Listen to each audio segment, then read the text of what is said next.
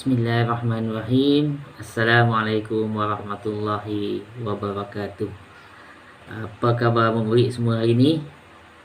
InsyaAllah cikgu doakan supaya awak sentiasa berada dalam keadaan sihat. Okey, duduk di rumah, jangan keluar mana-mana, supaya kita dapat dijauhkan daripada wabak ini. Okey, untuk hari ini kita akan sambung pelajaran yang kita pada minggu lepas. Minggu lepas kita masuk pada tajuk baru iaitu tenaga. Satu topik yang minggu lepas kita belajar adalah tenaga dan sumbernya, bentuk tenaga dan juga perubahan bentuk tenaga.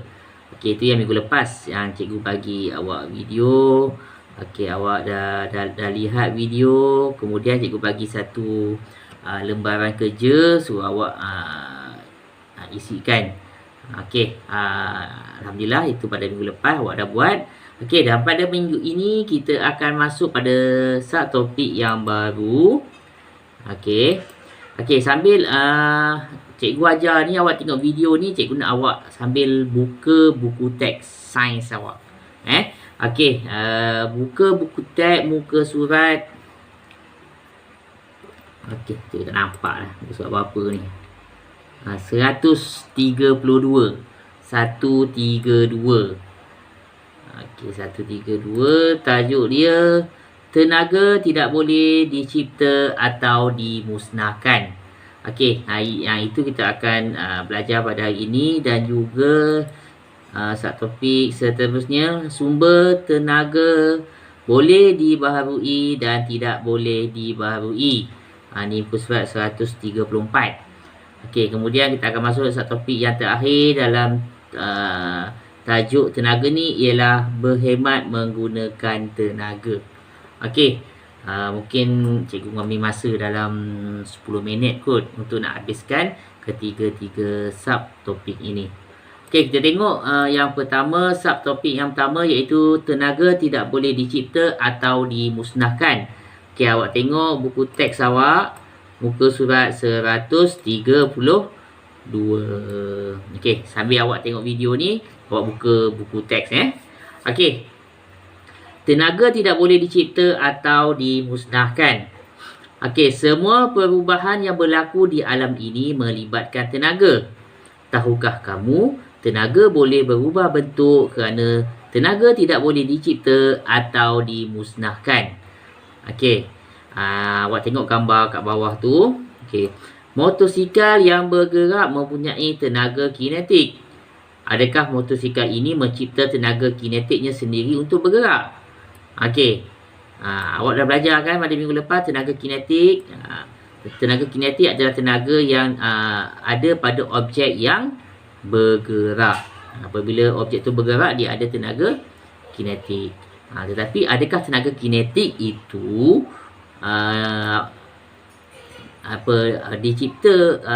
ciptanya tersendiri? Okey, kita tengok. Okey, bagaimanakah tenaga kinetik motosikal itu dicipta? Tenaga tidak boleh dicipta. Sebenarnya enjin motosikal hanya mengubah. Ini yang kita belajar minggu lepas, perubahan bentuk tenaga. Enjin motosikal hanya mengubah tenaga kimia kepada tenaga kinetik untuk membolehkan motosikal itu bergerak. Okey, awak tengok pula gambar semasa di sesi minyak. Okey, kita isi minyak dahulu ya. Oh, rupa-rupanya enjin motosikal inilah yang mengubah tenaga kimia daripada petrol kepada tenaga kinetik. Okey, inilah yang berlaku perubahan bentuk tenaga daripada tenaga kimia kepada tenaga kinetik. Bermakna tenaga kinetik ni dia tidak dicipta sendiri, dia berubah daripada tenaga kimia kepada tenaga kinetik. Tenaga kimia tu datang daripada mana? Datangnya daripada petrol. Petrol tu adalah minyak. Yang kita isi minyak kat motor tu. Itu tenaga kimia, dia berubah pada tenaga kinetik. Okey, tengok muka surat sebelah. Okey, beberapa hari kemudian, 2-3 hari ke selepas itu, kita tengok gambar tu. Kenapa motosikal ini tiba-tiba berhenti, ayah? Alamak, minyak dah habis lah. Bukan berisi je. Sebab tu dia kata beberapa hari kemudian kan, minyak dah habis lah, dah berjalan. Okey, waktu dia fikir, mengapakah motosikal ini tidak terus bergerak? Apakah yang terjadi pada tenaga kinetik yang ada pada motosikal ini? Kalau motosikal tu dia nak bergerak, dia mesti ada tenaga kimia pada petrol tu. Tetapi pergi mana? Kenapa motor ni tak bergerak? Dia tengah fikirlah kan, dia confuse. Okey. Adakah tenaga kinetik yang ada pada motosikal itu telah musnah? Adakah tenaga kinetik tu dah musnah? Dah hilang. Kan? Kita tengok apa dijawab. Okey, tidak. Tenaga tidak boleh dimusnahkan. Semasa motosikal bergerak, sebahagian tenaga kinetiknya turut berubah kepada bentuk-bentuk tenaga yang lain seperti tenaga bunyi dan tenaga haba. Okey, motosikal tu bergerak, dia berubah daripada tenaga kimia kepada tenaga kinetik. Selepas itu tenaga kinetik dia akan berubah juga kepada tenaga yang dicakap itu, turut berubah kepada bentuk-bentuk tenaga yang lain seperti tenaga bunyi dan tenaga haba. Okey, awak tengok gambar bawah tu Gambar bawah tu, okey, awak tengok motosikal tu, apa takat tayar tu ada keluar percikan api. Percikan api, itu geseran. Geseran yang berlaku pada tayar motosikal dan juga jalan raya. Sebab tu bila kalau motor atau kereta berjalan, bila berhenti, cuba awak pegang tayar kereta atau motor tu. Panas tak? Mesti panas kan? Sebab berlakunya geseran pada tayar motor.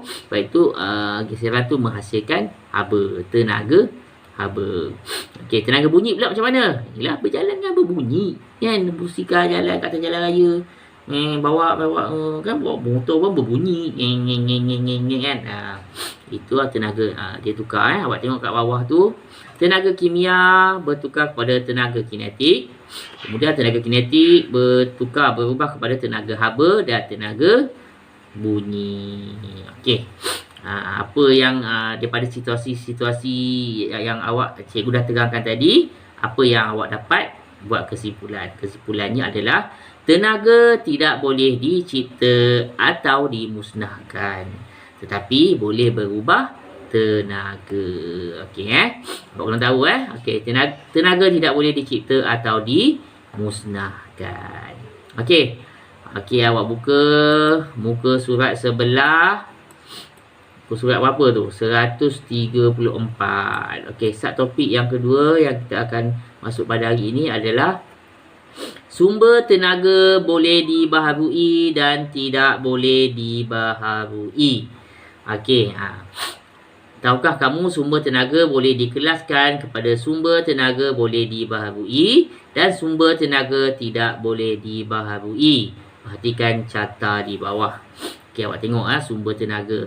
Dia terbahagikan kepada dua, iaitu sumber tenaga yang boleh dibaharui dan satu lagi adalah sumber tenaga yang tidak boleh dibaharui. Apa itu sumber tenaga boleh dibaharui dan apa itu sumber tenaga yang tidak boleh dibaharui? Okey, kita tengok. Okey, yang boleh dibaharui, apa yang dikatakan oleh sumber tenaga yang boleh dibaharui ialah sumber tenaga yang boleh dijana secara berterusan. Macam mana tu? Secara berterusan, dia sentiasa ada. Tenaga ni sentiasa ada. Okey. Kita tengok contoh sumber tenaga yang boleh dibaharui adalah matahari. Matahari ialah sumber tenaga yang sentiasa ada. Matahari sentiasa ada kan? Memang setiap hari memang akan ada matahari. Cuma kalau macam hujan, mendung, gelap, tak ada matahari. Kan? Tapi matahari tetap ada. Yang awak dah belajar sebelum ni, sumber tenaga yang utama adalah matahari. Okey, matahari ni memang sumber tenaga sentiasa ada lah. Memang sentiasa ada, tak akan habis. Matahari akan habis ke? Matahari tak akan habis kan? Matahari tak akan habis. Bermakna yang benda yang tak akan habis ni adalah sumber tenaga yang boleh dibaharui. Okey, kita tengok yang kedua, ombak. Ombak wujud secara semula jadi. Ombak daripada laut kan. Laut, ombak dekat laut tu awak tengok memang kalau ada air laut, adalah ombak. Mana memang ombak ni adalah tenaga yang takkan habis. Mana ombak adalah tenaga yang boleh dibarui. Okey, yang kedua adalah air. Okey, air sentiasa ada di persekitaran. Air.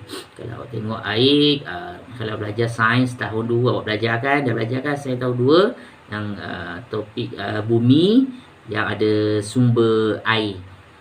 Sumber air tahun 2 sains cikgu ajar kan. Ingat lagi tak? Yang sumber air ada berapa sumber air semula jadi, ada 5 tu. Ingat tak apa dia? Hujan, laut, tasik, air mata air, apa satu lagi saya pun lupa dah. Ada 5 semuanya. Sungai ada 5. Itu adalah sumber air semula jadi. Mana air memang sentiasa ada. Okey, seterusnya awak tengok angin. Angin tidak terhad dan sentiasa ada. Okey, angin memang ada lah. Kan? Memang angin akan habis ke? Takkan tak habis. Mana angin takkan ada. Mesti angin sentiasa ada. Angin sentiasa ada. Okey. Dan yang seterusnya biojisim. Okey, biojisim sentiasa ada kerana berasal daripada bahan semula jadi. Biojisim tu apa? Kan cikgu dah terangkan itu minggu lepas. Biojisim terhasil daripada tumbuh-tumbuhan ataupun najis haiwan, tinja haiwan. Maknanya tumbuh-tumbuhan memang sentiasa ada kan? Sentiasa ada. Maknanya akan adanya tenaga biojisim ni. Okey, ini semua biojisim, angin, air, ombak dan matahari ni adalah sumber tenaga yang boleh dibaharui. Okey, kita tengok pula sumber tenaga yang tidak boleh dibaharui. Apa tu? Sumber tenaga yang tidak boleh dibaharui ialah sumber tenaga yang terhad dan tidak boleh dijana semula. Yang terhad maknanya dia ada tapi terhad. Nanti lama kelamaan benda ni akan habis. Dia akan habis juga. Tu dia kata terhad. Okey, contoh sumber tenaga yang tidak boleh dibaharui adalah bahan api fosil. Bahan api fosil akan kehabisan suatu masa nanti. Dia akan habis juga. Contoh bahan api fosil apa? Okey, arang batu, gas asli, petroleum. Itu adalah bahan api fosil. Petroleum lah, kita tengok yang senang lah petroleum. Petroleum ni apa? Petroleum tadi kan, naik motor tadi isi minyak, isi petrol, itulah petroleum. Cuma petroleum dia dah diubah jadikan dia ni petroleum mentah dia dah diubah menjadikan petrol untuk diisi kepada kenderaan. Petroleum ni diambil kat mana? Petroleum ni diambil dekat laut, dekat dasar laut. Kalau awak tengok kat dasar laut yang ada pelantar tu kan, tengah-tengah tu dia korek kat situ. Kalau awak nak tahu petroleum ni adalah terhad. Terhad tu makna bermaksud dia ada banyak. Tapi lama kelamaan bila kita ambil setiap hari ambil, dah lama dia cari apa? Dah lama habislah dia. Dia terhad. Dia tak boleh petroleum ni dia jadi sendiri semula jadi, tak boleh. Dia ada dekat dasar laut tu, tapi jumlah dia sangat terhad. Dah lama kita ambil, dah lama habis. Bila habis, tak adalah petrol dekat stesen minyak. Stesen minyak tak ada petrol, macam mana kereta motor nak berjalan? Tak ada. Okey, itu adalah contoh bahan api fosil yang sumbernya tidak boleh dibaharui. Okey, contoh lain adalah bahan nuklear. Bahan nuklear seperti uranium adalah terhad. Sama juga macam petroleum. Dia terhad. Dia lama kelamaan dia akan habis juga satu hari nanti. Jadi kita kena guna yang tenaga yang tidak boleh dibaharui ini, kita kena guna dengan berhemat. Jangan guna terlampau banyak. Nanti dah lama kelamaan habis kat bumi ni. Dah tak ada.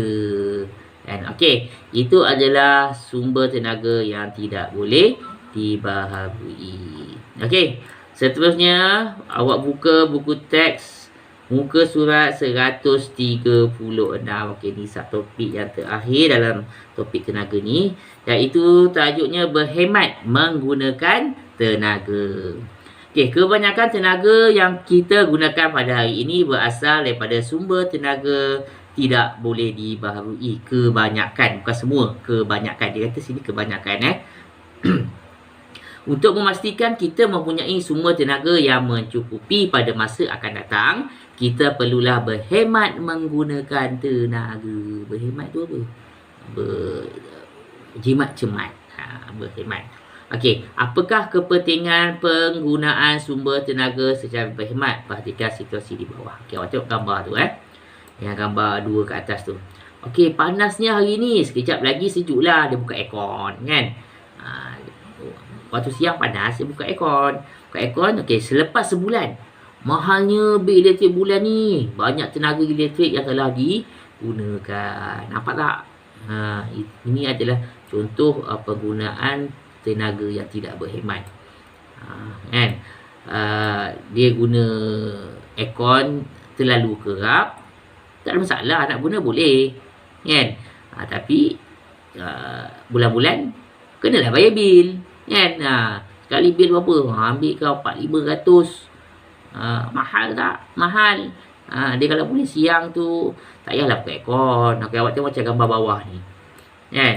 Rumah dia mungkin tak ada aircon kot, sebab tak ada gambar aircon situ kan. Jadi dia buka apa? Buka tingkap. Panasnya hari ni, sekejap lagi sejuk lah, buka tingkap. Selepas sebulan, murahnya bil elektrik bulan ni. Tenaga elektrik yang digunakan pun sikit. Sebab dia tak pasang aircon, tak pakai aircon. Dia buka tingkap, apa yang masuk? Angin yang masuk. Angin adalah sumber tenaga yang boleh dibaharui. Kan? Bila kita guna angin ni akan sentiasa ada. Dia tak akan habis. Dan kita guna angin ni pun jimat. Bil tak banyak. Kan? Sebab itulah kita kena gunakan tenaga ni dengan cara berhemat. Kalau boleh tak payahlah pasang aircon siang. Malam tu nak tidur, pasang sekejap. Lepas tu agak dah tidur, dah sejuk. Pukul 12, pukul 1 tutuplah aircon. Kan? Macam rumah cikgu. Cikgu jimat. Rumah cikgu tak pasang aircon. Kan? Tak pasang aircon memang panas sikit kan. Tapi jimatlah bil elektrik rumah cikgu paling tinggi pun 60 lebih, 70 lebih macam tu je. Aircon tak pasang. Kan? Cikgu nak pasang aircon, cikgu fikir 2-3 kali kan. Nak pasang boleh, tapi bayar bil bulan-bulan tu. Kan? Satu lagi rumah cikgu, cikgu pasang ventilator yang awak tengok kat setengah rumah, kat atas bumbung tu yang dia ada pusing benda tu kan. Benda tu, cikgu pasang benda tu. Benda ni dia pasang sebab dia nak sedut udara panas dalam rumah sedut keluar.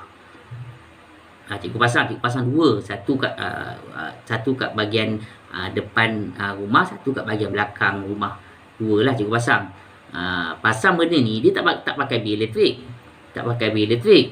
Dia cikgu beli hari tu 2 biji tu 1,200. Cikgu pasang benda tu sekali pasang je. Sebab dia tak pakai elektrik, bulan-bulan dia tak adalah kira elektrik kan. Dan sekarang ni alhamdulillah sekarang ni kalau tak rumah cikgu panas tau. Siang panas, malam tidur pun panas. Tapi bila cikgu pasang ventilator tu, dia berpusing-pusing, dia akan seduh udara panas dalam rumah, dia keluarkan. Alhamdulillah lah sejuk. Rumah sejuk lah, nak tidur pun malam pun senang, sejuk. So tak payah pasang aircon, kan jimat kan. Okey, tengok pula muka surat sebelah dia. Okey, situasi 1 ni, banyaknya asap sesak nafas saya. Tengok, mesti gambar ni dia ambil ketika COVID kan. Dia pakai face mask tu. Mungkin lah, saya rasa. Okey, situasi yang 1 ni, banyaknya asap sesak nafas saya, dia kata. Okey, situasi 2 ni, segarnya udara hari ni. Dia tolak basikal je. Tolak naik basikal. Kan? Mana lagi elok? Naik kereta ke naik basikal? Naik kereta memanglah cepat sampai. Tetapi bila banyak sangat kenderaan, dia akan mengeluarkan asap. Kan? Kenderaan ni dia nak bergerak, dia kena isi apa? Isi minyak. Kan? Dia guna petrol. Kan? Bila banyak sangat kenderaan, petrol banyak digunakan. Bila petrol banyak digunakan, nanti lama-kelamaan petrol habis. Kan? Jadi nak jimatkan petrol ni, kita nak kurangkan penggunaan petroleum ni, naiklah basikal. Pergi kerja naik basikal. Nanti cikgu ada basikal kan. Nanti cikgu pun lepas habis COVID ni, mungkin tahun depan kot kat sekolah, cikgu pergi kerja naik basikal lah. Senang kan, jimat kan. Tak payah isi minyak. Satu dah jimat dah isi minyak kan. Satu lagi tenaga petroleum tak habis kan. Lagi apa? Banyak kelebihannya naik basikal ni. Tak ada pencemaran udara kan. Lagi apa? Lagi cikgu pun dapat sihat kan. Naik basikal berkayuh keluar peluh. Oh, best lah kan. Tapi itulah cara kita menggunakan tenaga dengan berhemat. Kalau ramai orang guna kenderaan, mana banyaklah petroleum yang digunakan. Dan apabila ramai orang tak guna kenderaan seperti kereta atau motor, dia guna basikal, tak adalah petrol banyak digunakan. Bila petrol tak banyak digunakan, adakah tenaga petroleum ni, tenaga bahan api fosil ni akan habis? Lambat dia nak habis. Dia bahan api fosil ni dia memang akan habis sebab sumber dia sangat terhad, tetapi lambatlah dia habis kan. Contohnya lah petroleum ni, bahan api fosil ni, katalah dia ada banyak sekarang tahun 2020, katalah tahun 2030 dia akan habis kan. Tahun 2030 dia akan habis. Tetapi bila kita kurang menggunakan petroleum ni, kita pergi kerja naik basikal kan, kuranglah penggunaan kereta, motosikal, kurang. Maknanya bila dah kurang, kita kurang guna petroleum, maknanya kalau tak tadi petroleum akan habis tahun 2030. Tapi bila kita kurang guna, mungkin dia akan lajak 2040 dia akan habis kan. Itulah namanya berhemat menggunakan tenaga.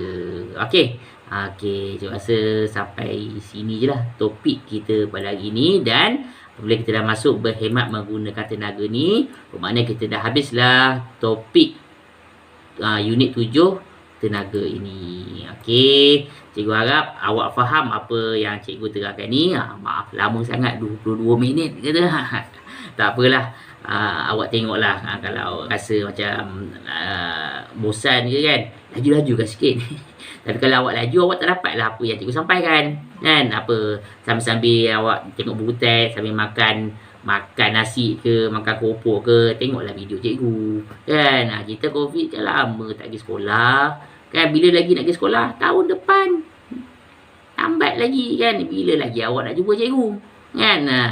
Ni awak jumpalah cikgu dalam YouTube. Jadilah okey, cikgu rasa pembelajaran kita pada hari ini sampai sini sajalah. Dan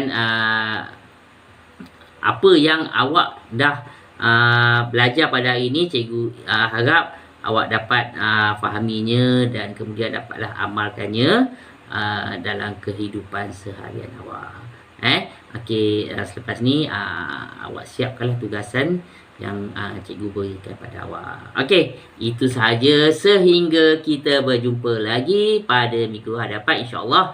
Kalau pada minggu hadapan kalau ada, kita akan masuk pada tajuk baru, iaitu tajuk bahan. Okey, itu saja daripada cikgu. Sehingga kita berjumpa pada minggu hadapan. Assalamualaikum warahmatullahi wabarakatuh. Sallu ala nabi.